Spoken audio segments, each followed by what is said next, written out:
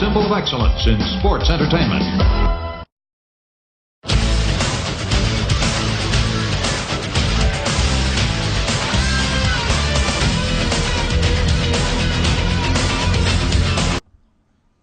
Hello, and welcome to Guru Wrestling Talk on Ustream.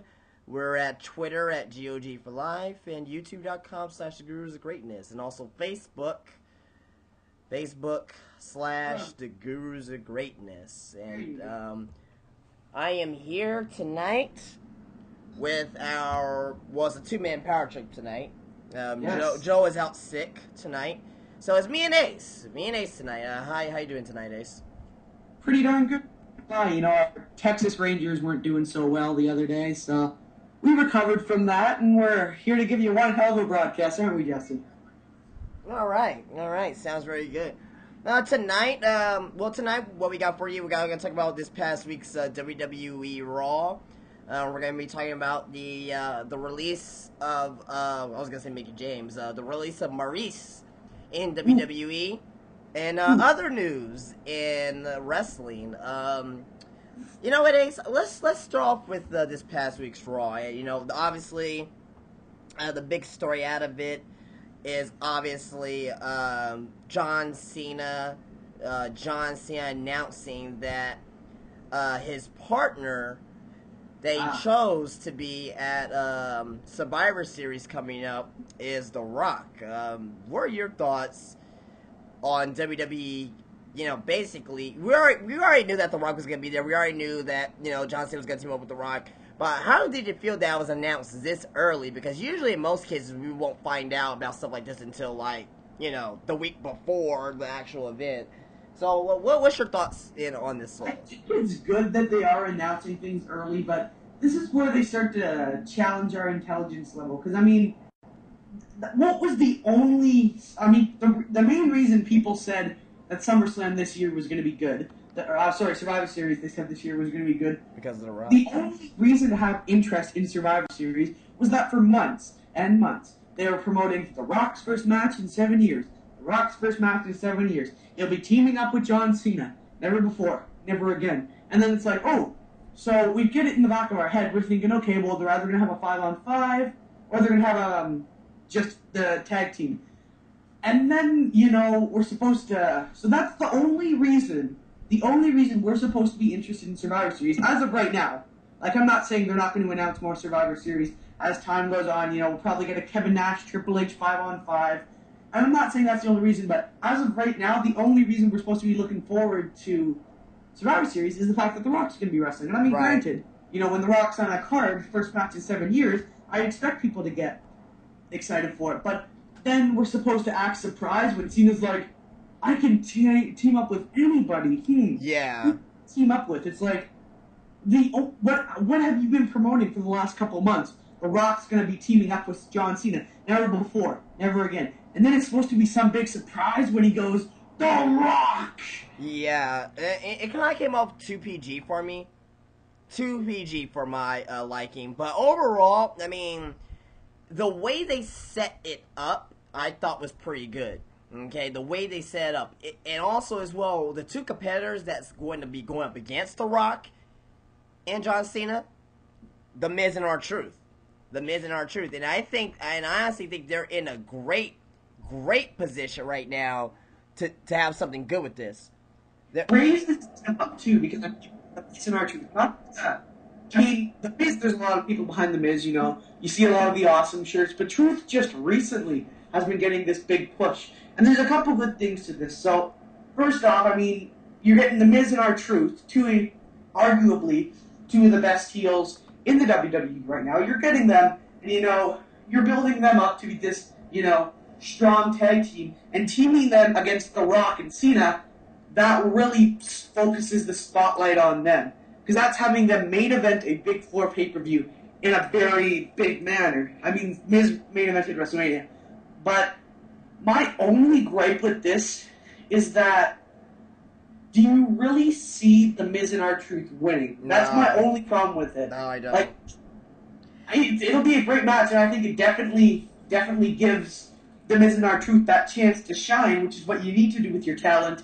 The only thing is, although it's helping Miz and Truth, it's kind of predictable and being like, okay, well, you've got the greatest, like Cena said, the greatest superstar right now versus arguably one of the greatest superstars of all time. And then you've got them facing R-Truth, who just had this heel turn, this year. And then, The Miz is a big name, but, there's a lot of other heels in the company. And you can maybe make the argument that right now The Miz is one of the biggest heels in the company. But does anybody see The Miz and R-Truth winning cleanly? Now, granted, they are the heel team, but I don't know. I don't see Miz and R-Truth winning. That's my only gripe about it. But I can see them winning.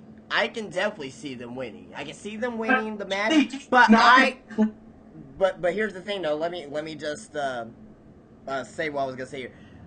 I can see them winning. I don't think they're believable. There's a difference. I don't think they're a believable tag team to beat John Cena and The Rock. If it was Triple H and Kevin Nash on teams, for example, versus The Rock and John Cena, it was like, man, I wouldn't know who's gonna win. What I mean? That's the main difference. That's the main difference from today's wrestlers to wrestlers of 10 years ago. You can have, guys are built up better. Even though The Miz and R-Truth, they have been built up pretty good, they're just not believable. The Miz looks like a frat boy. He doesn't look like a real wrestler. You had a big team, The Rock and Sock, right? Two big stars on their own. They form a tag team, And if they were around in today's generation, you think they wouldn't lose. But you put The Rock and Mankind, or Rock and Mick Foley, whatever you want to say, back in 10 years ago, like you were saying, you wouldn't be surprised if Edge and Christian beat them, or if the New Age Outlaws beat them, right? Because anything could happen, but it almost gets to a point now where it's really predictable, and it's like, oh, Rock and Cena, two really big names, are taking on, a lot of people will know The Miz, but, old fans might not know who The Miz is, and R-Truth, not a lot of people know who R-Truth is, because he just gets things. Somewhat. If you were watching wrestling, probably stopped watching wrestling probably around like 2000 to 2002. There's some people out there probably, no, was that Kate Quick? So. Yeah, Kate Quick, I remember him, because no one's going to know him from TNA, but... But I believe that, in my opinion, for this match here, in order to establish R-Truth and The Miz, they need this win. They're going to get help. They're going to get help in the match. You can say that. It's not going to be clean, but the only thing is, with Cena and Rock once again being the main selling point of not only Survivor Series, but at the same time WrestleMania intriguing the most interest into 28, to be honest, I see one of them turning on each other. Either The Rock's going to turn on Cena, Miz will get the pin, or Cena's going to turn on Rock. Well, I don't see Rock doing the job, because if Rock does the job, that kind of... Rock can't do the job in this match, and just because, we see Cena every week, especially the fans who watch today see Cena every single week. But The Rock, there's the old fans, like you, for instance, like a lot of other people. Yeah. And they'll know that about The Rock, and they'll see him, but a lot of people don't know The Rock. Like, okay, let's say somebody started watching it in, like, 2005. Yeah, 2007, let's say, or 2006, or whatever. Because I've seen The Rock a bit. I didn't get to see a whole lot of The Rock. I saw his late years, like Mick Foley and Evolution. But a lot of the people who didn't get to see The Rock will need him to be established. Like, even though they've seen a bunch of history books and, they watched WrestleMania 17 with their dad back in 2008 because they heard it was a great show, Rock can't take the pin because he needs to be reestablished, bringing him back into wrestling. So Rock can't do the job here. So Cena's got to do the job. Whether it be to Miz or R-Truth, I think Cena's doing the job. But then again, on the contrary, that's where it won't be clean. Definitely, the match won't have a clean finish. And it won't hurt. It won't hurt either or the guy if it was if it was actual unclean or if it was a dirty win from Miz and Truth. So yeah. But I want to go ahead and get into the next part of Raw. We can go back to Cena and Rock a little bit later. I just want to go ahead and cover the rest of Raw. We open up with Kevin Nash, John Laurinaitis, and Triple H. Good segment, very good segment. Well done. Very well done. Very a good way to advance the storyline. A good way to get their match built up into Survivor Series. A good way to make realism out of storyline. It was kind of attitude error-ish, and I really do mean that. A lot of people are talking about this new reality era. Well, that makes it sound so good because it does make sense. Okay, well, that's why he needs to have a contract so Triple H can fight him. It's little things like that that make it feel real. Because he says, oh, well, if you don't sign him, then I'll have to illegally beat him up. I'll have to fight him in a mall, and then I'll go to jail and make the company look bad. Yeah. And that makes sense, because when you think about it, what's a company? Like, I work at McDonald's. Let's say my manager, I don't know, eats at Burger King. Let's just say, for instance, that makes them look bad, because it's like, oh, why are they acting out? You know, why aren't they in their home? You know, WWE is a wrestling, like, a scripted version of fighting, at least. And it's like, oh, well, it would make the headlines. It would make sense that why, you know, he got in trouble because Triple H was spotted outside of a local tavern beating the shit out of Kevin Nash. And that would make the company look bad. Like you were saying, very attitude era-ish. It makes it feel real. And that's one of the most important things. That's what gets you involved in a storyline. The realism, like you were saying. Right. So I thought it did its job. It did its job as far as establishing possibly their match at Survivor Series. Nothing has been confirmed yet, but one could assume that, you know, WWE is going to set up Kevin Nash versus Triple H. Now, I don't see it being a singles match just because Kevin Nash. Oh no, it has to be a singles match. For that to happen, it has to be a singles match.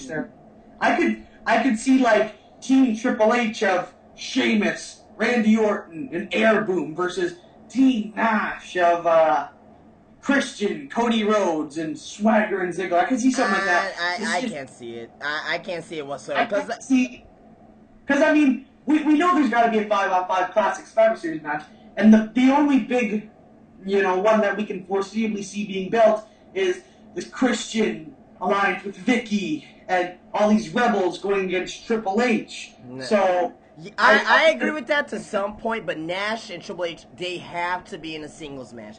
They have okay, before Raw Monday, I would tend to agree with you. But since after Raw, since the way how Kevin Nash put Triple H, you know, out of commission into the ambulance, it has to be a one-on-one match. And it has to be like some type of street fight, no holds barred, no disqualifications, something.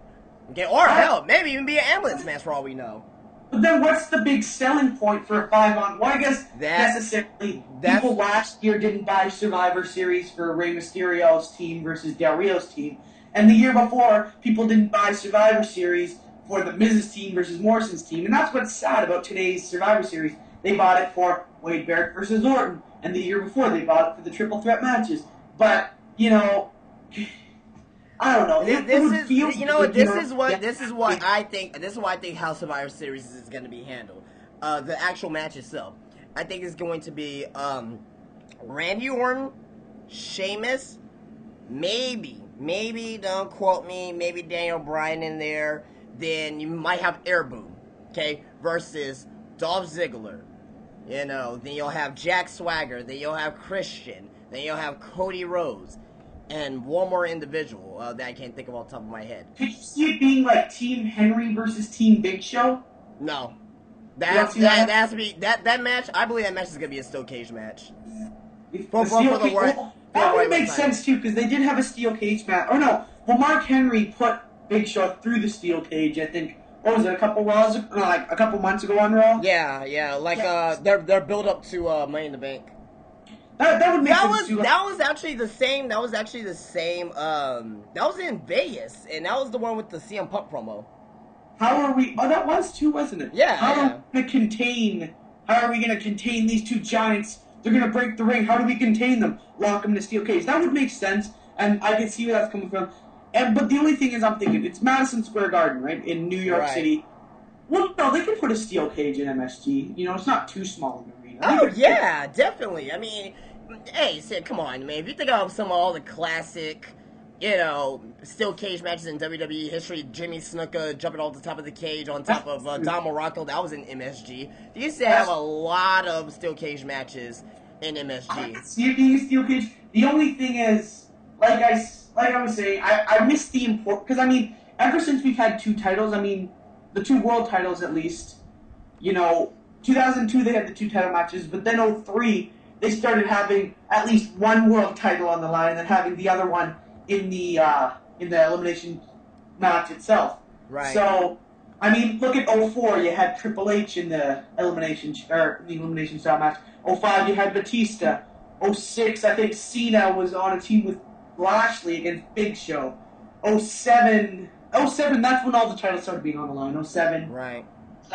I don't know. I'd like to see Team Henry versus Team Big Show, and then you could have a final blow-off at TLC, maybe. Either way it goes, I could still be interested. Whether, like you said, they have a steel cage match, because I still want to see Kane come back and go up against Mark Henry before he ultimately, which I think they're going to do in passing the ball on to Sheamus, priming him for WrestleMania title defenses. At least that's what's going through my head as a thought. But right. I think the way they do it could work. Whether it's a tag match or whether it's just Henry and Big Show. So, right. Well, let me go ahead and jump ship into the next topic here on Raw that I want to go ahead and talk about. Let's go and talk about the match between Alicia Fox and Natalya Neidhart. Natty Neidhart, I should say. Now, the reason why I'm bringing up this is to me, it's another diva get an opportunity. A diva that can actually wrestle, and that is Alicia Fox. It's not that, too. It's putting more divas into this. Since SummerSlam, it's about the same 4 divas are the only ones being featured, so. Well, that, too, but I think WWE, like I said, they are going in a new direction with the Divas division. I said that many times in my videos. They are going in a new direction, and they're going to give Alicia Fox a chance because hell, we seen Beth Phoenix versus Kelly Kelly. We've seen Beth Phoenix versus Eve. So now we might see Beth Phoenix versus Alicia Fox. Now, hell, it may just be one match at Survivor Series, but look, here's the thing: Alicia Fox. For Survivor Series, they're going to do another diva traditional tag match. To be honest, well, maybe I don't know. Not the way how it's been presented on television lately for divas. We haven't seen a clusterfuck match in a little bit of time. So when was the last time we saw that clusterfuck match? WrestleMania 26? Yeah, probably so. But why I want to talk about it here is that Alicia Fox, she looked good against Natalya Neidhart. She didn't look great. She didn't look like, oh man, she's one of the best. But I seriously think that Alicia Fox is underrated as a performer. Yeah, I feel that way too, to be honest. So I believe Alicia Fox, she's very underrated. Maybe we're gonna get a good match. Do I think she's gonna win the Divas title? No, I don't think so. I wouldn't want her to right now at this point. But hey, I believe that Alicia Fox is a great talent, a great asset, a great individual in wrestling. She's just a great bumper in the ring, and I compare her to Mr. Perfect. And what I mean by that, with this whole new divas term, turning the new corner, I think they're just trying to find something for Beth to do before Karma comes back eventually. That's just what it feels like. It feels like everything's just filler until Karma comes back. At least that's what it's feeling like to me right now, because who's the only, in your eyes, Justin, who would you say is the only legitimate threat to the Divas title? Maybe Natalya, but that wouldn't make sense, right? A legitimate threat? Natalya. She's a threat, but even though she's not going to turn face, she is a threat to Beth Phoenix. I would say Natalya, Karma, and Tamina. Tamina? Well, not the way she's been booked. Those are the only 3, I would say. The way she's been booked, though, Tamina, I can't see her winning it. Well, no. I cannot see her winning it. I think she's a threat if she was used properly. Yeah, well, the only believable threat. Yeah, that's what I mean. A believable threat. If you put Eve Torres and Beth Phoenix, if you saw these two have a cat fight outside the bar, obviously Beth is gonna destroy Eve Torres. Same goes for Kelly. But yeah, Tamina's got that tough look to her, but I could never, in my head, if I saw Tamina beat Beth Phoenix on Raw, what is it, Monday, 2 days from now, I would be like, what the are you fucking kidding me, really? Yeah. So, yeah. Alright, well, it looks like we're going to go ahead and take our first break. When we come back, we will be talking about CM Punk and Alberto Rio. Is that match really going to happen at Survivor Series? And also, as well, John Morrison versus Wade Barrett. Then we're going to go ahead and also talk about the release of Maryse, other news of wrestling, and also, as well, we're going to be taking your questions live on air via chat. So we'll be right back on Guru Wrestling Talk on Ustream. Alright guys, and we're back, and that was kind of scary. Orlando Jordan in TNA wearing that caution tape. Ugh. Very, very disturbing footage there. It's not for the weak of heart. But anyway guys, we're back with Guru Wrestling Talk on Ustream. Ustream.tv/channel/Guru Wrestling Talk. Twitter, add us on Twitter, or follow us on Twitter rather, at GOG for life. I don't have a Twitter, Twatter, whatever you call it.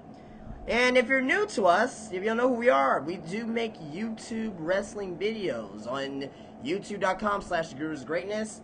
And also add us on Facebook. And, that'd be great. Yeah, and also as well, most importantly, join our crowd here on Ustream so you can get updates on our next shows and all of our content here on our channel. Now, we're back on Guru Wrestling Talk, and we're going to go and continue the Raw conversation here, and we're going to go and get into CM Punk and Alberto Rio, the little promo, the little segment this past Monday on Raw, and pretty much at the end of it all, in a way, is going to set up the match with them two at Survivor Series. Nothing has been official yet, but you will kind of figure that they're going to have their match. What was announced on WWE.com? I guess Laurinaitis had this idea where if CM Punk can defeat the world's strongest champion, Mark Henry, he will then get a shot at Alberto Del Rio for the championship. Yes, breaking news. Thank you guys for bringing that up. Yeah, on WWE.com, John Laurinaitis has made CM Punk to have a match against the world's strongest man, the world's strongest champion, Mark Henry, in a match this Monday on Raw. Yeah, I mean, for me, my thoughts on that is I think that CM Punk will win that match, and he will be face Alberto Rio at Survivor Series. However, I don't think he's going to win cleanly, or I think it's just going to be a disqualification. The only thing is I'd like to see a DQ. Yeah, that's just me personally. Yeah, because I don't want to see either one of these guys lose steam going into Survivor Series. You know, with CM Punk challenging Alberto Del Rio, which we can foresee, and Mark Henry possibly taking on, like we were saying earlier, with the Survivor Series match or just a one-on-one steel cage or whatever it may be against Big Show. So I think this is a match where neither guy can, at this point in time, afford to really lose. So I'd like to see maybe CM Punk, because I mean, M2, they built up this Mark Henry character to where he can't be defeated by, hell, even Randy Orton can't beat Mark Henry. So right. Are we really going to believe CM Punk's able to and Big Show can't and Orton can't? So there's got to be some sort of DQ or count out or 8 million run-ins, just Russo-style booking of a match. So I'd like to see a count. If I saw CM Punk go over clean, I'd be pretty pissed off. I'm not gonna lie. Yeah, I think so too. As far as the Punk and Henry match. So that's pretty much it for what happened with that on Raw, and with the exception of John Morrison getting buried. And I don't like to use the term buried too much, but he is getting officially buried by WWE. They have no use for him currently right now. I think they're just dragging out his contract, having him, because more people know who a Morrison is versus a Trent Beretta or something, right? So right. I think they're just waiting for Morrison's contract to expire. expire, and then they're just not going to re-sign him. All right, well, that was it for Raw this week. Overall, I thought Raw did his job. Starts building some intrigue for next week. Unfortunately, we have the Muppets on Monday. Other than that, I thought it was a good Raw. And let's go ahead and get into some wrestling news and also, just wrestling news and stories from this past week. Earlier this week, there was reports coming out of Florida that Barry Windham, former NWA champion and former Four Horseman, Barry Windham was hospitalized in ICU. Had not heard word since from that. His father, former WWE Tag Team Champion Blackjack Mulligan, says he was near death. And now they're saying he's much improved. Ace, I don't know if you know too much about Barry Windham, but I know you probably heard about the story already about Barry Windham and him being in the hospital or whatnot. But any thoughts on that or? I don't know. I remember, people are always going to make up rumors, whether it be about deaths. Like, didn't Gerald Briscoe supposedly die too? But Barry Windham is legitimately in the hospital right now. Okay. Yeah, his dad say he is near death. Well, the too is normally like I'm not gonna do what most people do when a guy retires or when he passes away and says, "Oh, he was my favorite wrestler of all time" or anything like that. But you know, not only do you have to respect the guy as a wrestler and an in-ring performer, I mean, paving the way for something you love to watch nowadays, whether you know who he is or not. But at the end of the day, he's not just a wrestler; he's a human being. You're right. And when anybody is sick, or whenever anybody is, getting close to that point where they're about to leave this earth, you gotta tip your hat in respect. Like I said, whether you grew up watching them or not, it's sad to see any wrestler pass away or anybody in general. I mean, there's so much advertisement on the news and whatnot. I mean, you never hear about like, Johnny saved people from a church fire. You never hear that kind of stuff. It's always, oh yeah, this person died or this person got attacked. So those are always sad moments when you hear about that. And whether he passes away or whether he lives a life, I hope, no matter what, I hope he comes out all right.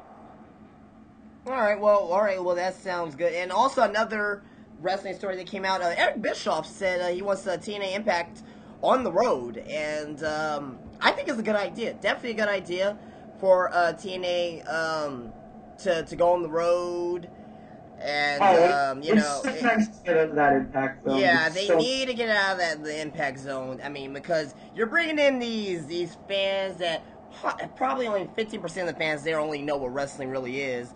Then those 50% can't know who Hulk Hogan is. So. Yeah, you know what I mean? So, I would like to see Impact on the road. According to what Eric Bischoff, he wrote down his Facebook when they were doing the tapings in Macon, Georgia, on this past Wednesday, past Tuesday or whatnot. But but he basically said headed back to Cody, and it says great TVs last night. Crowd was super high. Special thanks to the team at TNA that promoted the market. The crowd were the stars of the shows. Taking Impact on the road full time will grow this brand faster than anyone knows.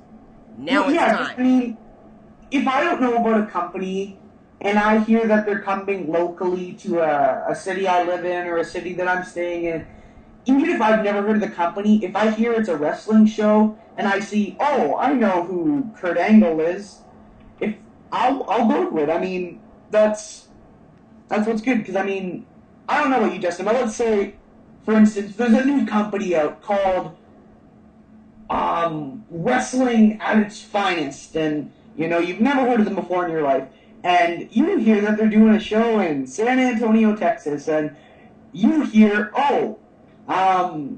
Jeff Hardy's supposed to be there. Well, I'm going to go out and say, what's this? Because most wrestling fans are like that. Whether you're just a WWE fan, whether that's all you watch, when you hear that a show is coming to your town locally, you're going to want to go see it. Whether it's an indie league, whether it's whatever, because, most wrestling fans are like that. So, and when you just keep it in the Florida Impact Zone, yeah, sure, some wrestling fans might come out, but the most of those people are people touring at Disneyland or Disney World, sorry, and just, oh, Hulk Hogan, I remember him in the '80s, right? Right. All right. Well, yeah, that's for that was for the well, I forgot what I was talking about. The Eric Bischoff and the Facebook post they talked about TNA being on a roll. Now let's get into, I should say, the main news story headline of the week. Yes. Definitely, Maryse. Maryse was released from WWE yesterday. In her words, she said that she won out of WWE. She did post this on her Twitter last night. She posted a photo on Twitter of a cake that reads, "Congratulations on your release, Maryse. Be sexy." She captioned the picture says, "Let's get this party started." Now, in my eyes, according to those words, it seems like Maryse, she's very happy to be released from WWE. She seems like she's, like a big weight has been lifted off her shoulders. And she also,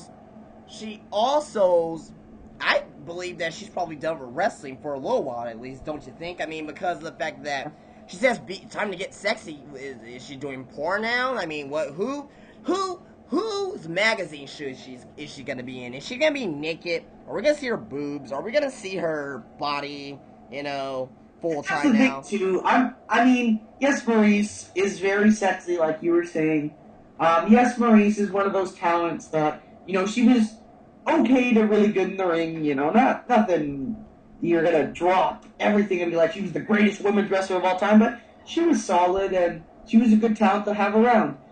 But the thing is, she did ask for her release. She wanted her release. She is gone from the company on her own free will. Then you got all these people on YouTube.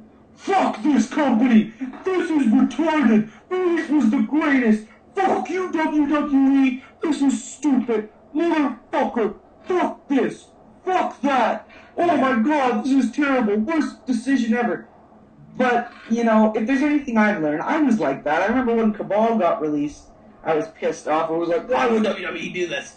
But when they want their release, you can't get mad at WWE. What are you going to say? Oh, well, they should have done their best to keep them in the company. If they're not happy, they're not happy, right? Yeah, I mean, so it's WWE's fault for not giving them the time or the push that they deserve.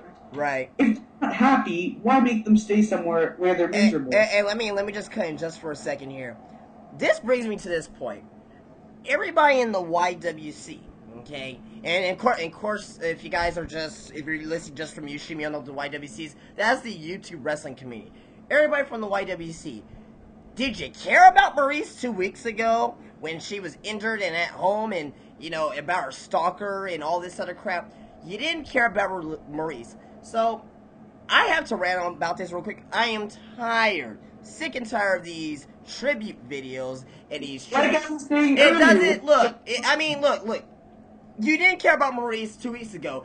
Nobody was saying, oh, Maryse should have been in the match against Beth Phoenix at Vengeance, or Maryse should have been in the match against Beth Phoenix on Raw, or Maryse should have been in the match against, don't contradict yourself. I know it said that she left. But come on, guys. Did you really miss her? Did you really miss her before she got released? No, you didn't. And like I was saying, too, like going back to the point where you were saying, I don't know if you knew who Barry Windham was. When he dies, or no, I'm not going to say when he dies, I hope he doesn't, but I'm saying if he passes away, and, WWE gives him a little tribute like they did for the Macho Man, or whatever it may be. No, I don't think so, but... No, but if he passes away, and people on the internet hear about it, guaranteed there are going to be people making videos about it. Now, for instance, when Macho Man died, I made a video on it, but that's just because, once again, it's paying respect. I'm not going to go out and say... Well, there's a big difference between Macho Man and Barry Windham. Barry Windham, a phenomenal wrestler, a phenomenal champion, a phenomenal athlete. But in the eyes of WWE, a lot more casual fans, about 85% of the casual fans know who Macho Man Randy Savage is.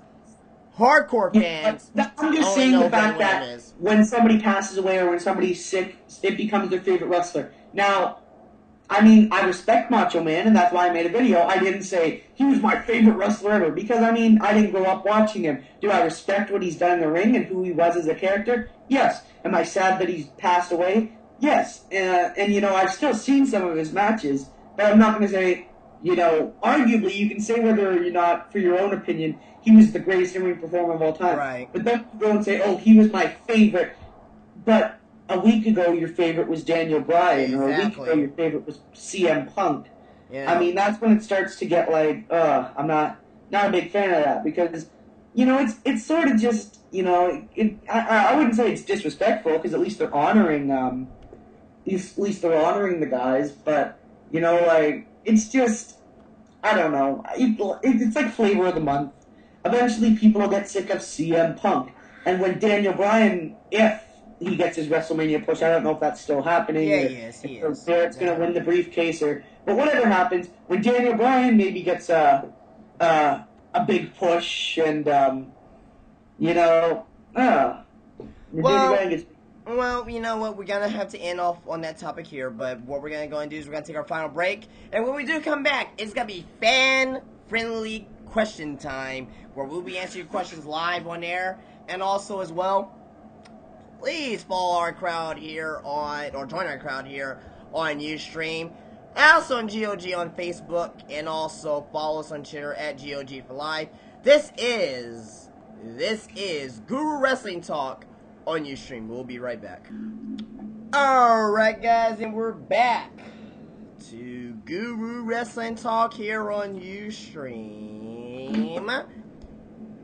And we are doing, the fan-friendly time, fan-friendly questions. I gotta work on that name of the actual segment, but hey, let's go and get into it.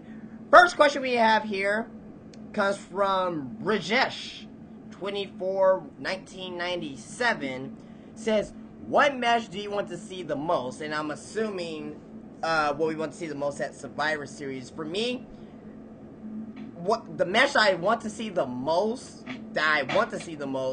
is Kevin Nash and Triple H. Reasons why is because I believe they can tell a great, awesome, a great story in the ring.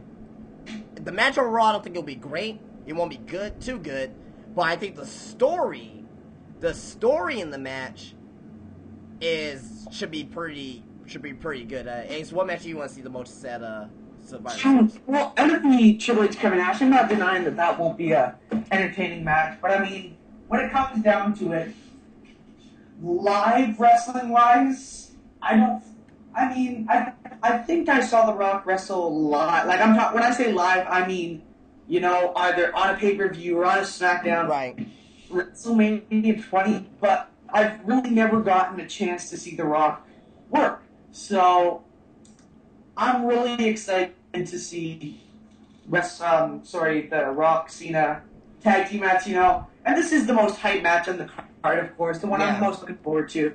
And to be honest, you know, we're all excited about The Rock working with John Cena, but I'm not going to lie, I'm kind of interested to see how The Rock matches up with guys like The Miz and R-Truth. I'm actually really excited to see Rock and R-Truth. Right. No, I don't even know what. Well, alright, well. Good question, Brajesh. Very good question. Next question we have here comes from Davey B2W. Do you think Bryan's victory against Tyler Rex is the start of a winning streak? You know what? Daniel Bryan.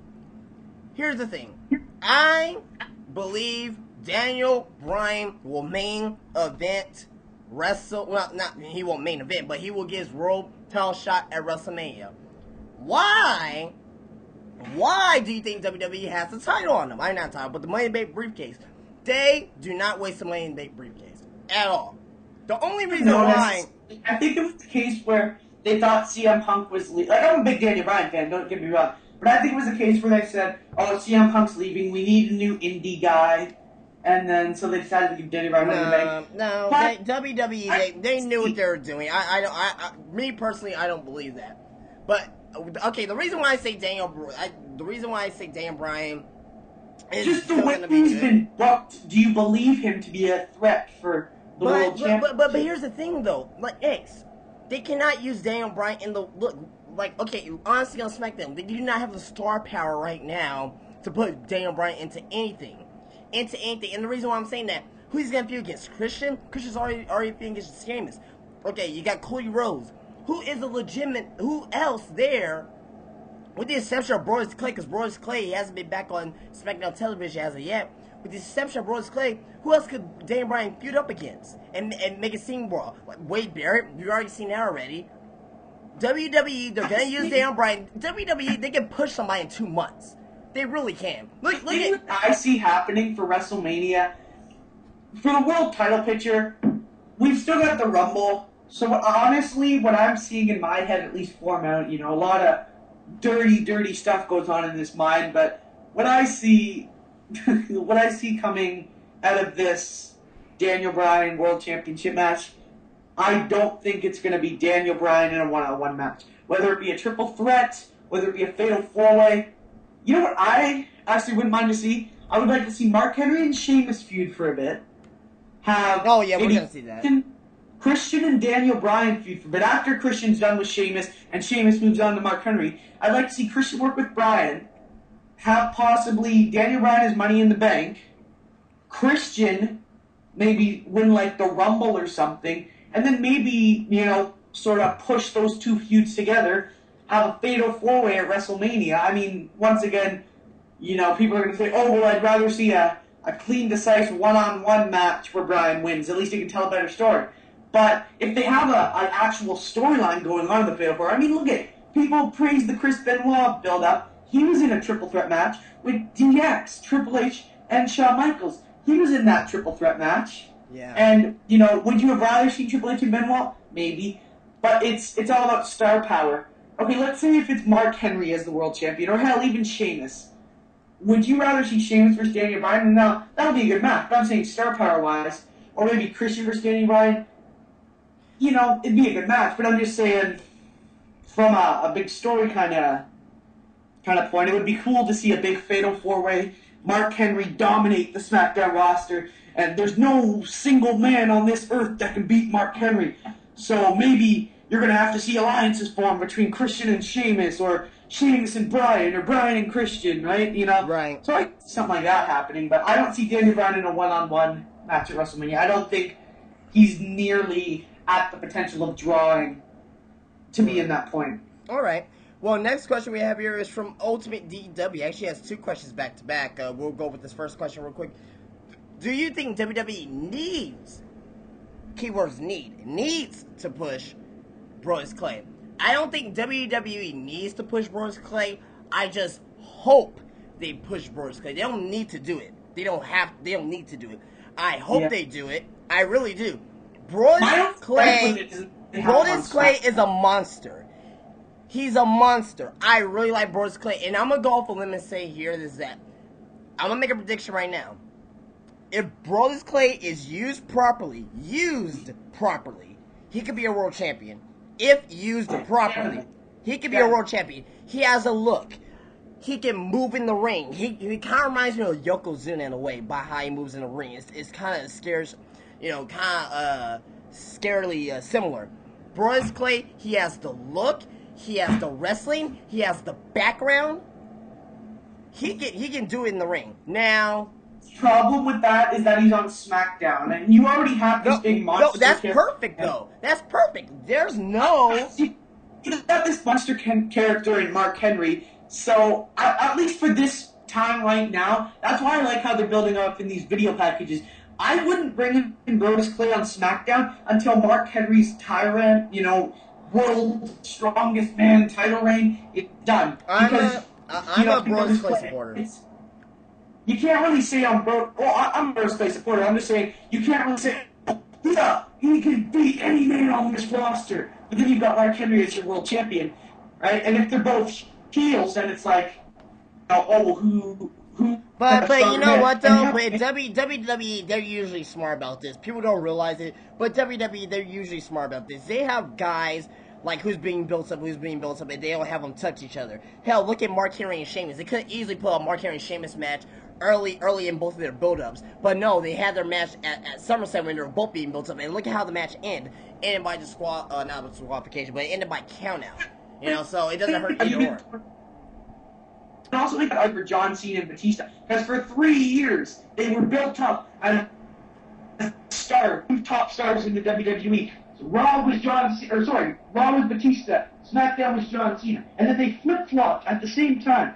Raw was John Cena, SmackDown was Batista, and then they finally 3 years later, they had them finally go at it. They had them finally have their big marquee match at SummerSlam. You know, John Cena lost. He was injured. And then they have him go at it again at one of the biggest WrestleMania. This off topic. WrestleMania 26, I thought, was a very well done show. You have John Cena versus Batista. We've only seen this once before. John Cena got injured. Like, that was so good. That whole build-up for fucking 5 years. Who's better? They're both at the top of their game. They both rose to stardom at the same time. Like, you could make the argument that 2002's development year was so good. They got so many stars. You know, whether you like him or not with Randy Orton, whether you like him or not Batista, whether you like him or not Cena, Rey Mysterio. So many people came out of that 2002 era that shifted the company into what it is today. And like I said, whether you agree with it or not. So they could be smart about it and build up Brodus Clay and Mark Henry. That's what I'm saying, too. Have these video packages while Mark Henry's running through everybody. Vignettes. That's what vignettes are for. Vignettes. We just saw the latest vignette on the compilation. You know, the last vignette I believe we saw was Del Rio. Del Rio, yeah. Karma. Oh, Karma, too, yeah. Karma had a vignette. But I'm talking like WWE Superstar-wise. You know, who can be the WWE champion. And it's like, you know, I miss vignettes so much. Remember, hell, I mean, Carlino even had his vignettes. Recent guys who have had vignettes, Kazarian had his vignettes for a while. Yeah. Remember Muhammad Hassan, possibly one of the most over heels at that time? Like, vignettes are key. This NXT bullshit is stupid. You know, I mean, NXT right here, but we're going off topic and running out of time. But yeah. Wait, we got several more questions to go, so let's go and get into these real quick. This is from Ultimate Death Wish, Ultimate DW. I'm sorry, but I know who you are. But when do you think WWE will buy TNA? I don't think WWE will buy TNA anytime soon. That's just my opinion. I think TNA will. I know I said that TNA will probably have a year left. I think I probably over-exaggerate when I said that, but I still believe if TNA is going in the way they're going right now, shitting on the fans the way they are, I still think they have a year left. What do you think about this? I don't see TNA going. I mean, people can say, "Oh, I give TNA a year." I see TNA being around for a little bit longer. TNA, people can bash it all they want to it's a bad promotion, but TNA at the end of the day still has Dixie Carter's money, and it has an international fan base. So, will maybe eventually buy TNA. You know, only the future will say. But for the being, it's good to have that alternative. You know, when you're fed up with one company, you can watch another. Right. Our next question is from we got. When do you think Shawn will return? I believe Shawn Michaels that he's referring to. Who knows? Who knows? Hell, maybe he'd be at Survivor Series. We don't know. I don't see him returning in a match, but I do see him returning for special appearances. Yeah, no. Shawn Michaels is retired, people. We're not going to see him in a match anymore. Let's just get that through our heads. We're not going to see him in a match anymore. But, you know, I mean, hell, he's already been making this little DX appearance with Triple H and DX appearance at Tribute to the Troops. Hell, we never know. Shawn Michaels might come back sooner than we think. So, you know, that's my opinion on all that. All right, we got our next question here. And from Davey B2W, BTW, I'm sorry.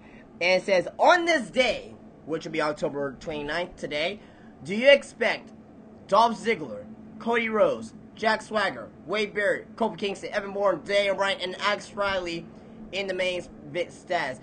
Do I expect them to? Dolph Ziggler, if you see my videos, you know I'm a Dolph Ziggler mark. He has the look.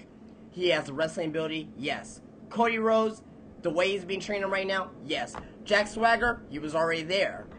So, right now, he's not doing so much right now. Wade Barrett, he was already there. not doing so much with him right now. Kofi Kingston, he was already there in the main event status against, or he's built up to the main event status with Randy Orton. Evan Bourne, last year, he was already there. Remember? I don't see Evan Bourne ever breaking. I can't. Evan Bourne, I mean, he's a good worker, you know. He's company's man. You know, I just don't ever see Evan Bourne being a world champion. That's just me. No. Not world champion, but main event stats. Rey Mysterio for a long time was in the main event stats, but was never world champion. So, so I believe Evan Bourne, he was already there. You know, last year, thinking about Money in the Bank, everybody went Evan Bourne, Randy Orton to win at Money in the Bank last year. You know, so he was on his way to the main event stats. Daniel Bryan, he has a Money in the Bank briefcase. Be patient, guys. WrestleMania. Be patient with Daniel Bryan. And Alex Riley. He's a young guy. He's really young. We don't know what WWE's going to do in right now. A couple of years. Yeah, give him a few years for that. All right, we got our next question here is, and we're gonna go for 5 more minutes. I know we end at 8, so we're gonna go for 5 more minutes, and so we can go and finish these questions up here. Next question is from again from Ultimate DW. What are your thoughts on generic wrestling fans? Okay, you know what? This is the thing. Either you're here. I got 3 types of wrestling fans. You're a generic wrestling fan, a casual wrestling fan, which would be generic as well. You got hardcore fans like us. Then you just have, how should I say, old school Marcus fans. You know.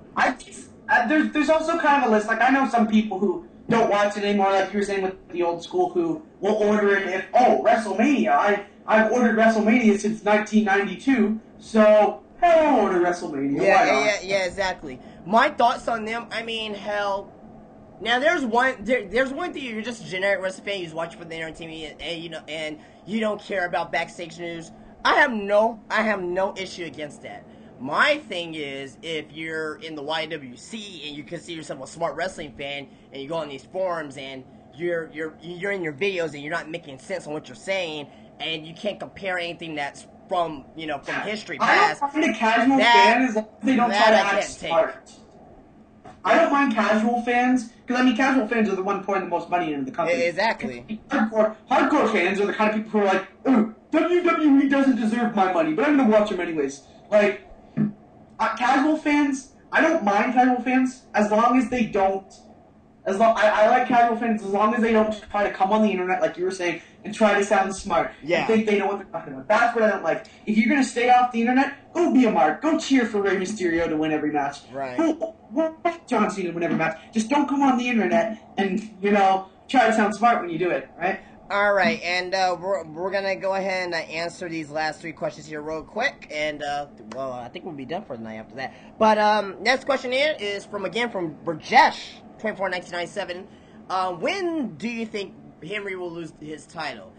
At this rate, in my opinion, at this rate, if they keep using Mark Henry the way he is being used, he will lose the title at either Elimination Chamber or at WrestleMania. That's what I was thinking, yeah. If being used the same way as being used right now. Now, here's the thing. I'm about to flip it a little bit. If Henry... between now and Royal Rumble, if Henry loses the title, it will be to Sheamus. It will be to Sheamus. After that, it could be anybody. It could be Daniel Bryan. It could be Undertaker. It could be Sheamus. It could be, somebody else. Hell, Brodus Clay could have a fucking face turn and probably start pushing Brodus Clay for all we know. So.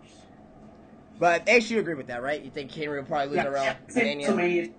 I could see. That's why I was saying Mark Henry maybe drops the belt to Bryan. Henry doesn't have to do the job. Maybe Christian gets pinned, right? Yeah. Whatever. But yeah, I see him holding it till about Mania time. All right. Well, our final 2 questions here. First one is: do you think professional wrestling will be ever as popular again like it was in the 1980s and 90s? You know what? As of right now, it's obviously not as popular as the 1980s and 90s. Because remember, guys, in the 1980s. If you look at WrestleMania, the very first WrestleMania, it was so new, it was so hip back then. It was for the teenagers and the older crowd. It brought in those viewers. Wrestling pre-1980 was all of the old men beer drinking in the bars and in the dark lit arenas, and I mean, that's what wrestling was back in the 70s. In the 80s it got popular, in the 90s it got even more popular with the Attitude Era. I believe wrestling could be potentially the best thing on television, because that's what it was in the 1990s. And I don't know necessarily, because the Attitude Era was a fad. Don't forget. I think with MMA and UFC and whatever other MMA sports federations you follow, the only way I think wrestling could be as big as it was back then is if it does maybe somehow become real, but that's not going to happen. So well, that's what the Attitude Era was. It was in reality. I mean, I know you said your storylines, but there's two major things that is wrong with the business today: lack of development of characters and pushing new stars. That's the main thing. I mean, wrestling will never go out of business, but I don't see it being as big as it was in the 90s. I think that was the two things that it is that wrestling why it's not as popular as it is: lack of development of new stars and gimmicks, and two, and this might sound minor, but it's major as well. Too many pay-per-views. And the reason why I'm saying that, and I know back in the day they had 12. And I know back in the day, like in '98, the WCW, they pushed the 12 pay-per-views, and WWE did the same thing. That's what's killing the wrestling business. And I know it sounds something very minor to you guys. What the fuck is he talking about? Pay-per-views. Hear me out real quick. If you cut your pay-per-views in half every year, instead of 12 pay-per-views, you have 6.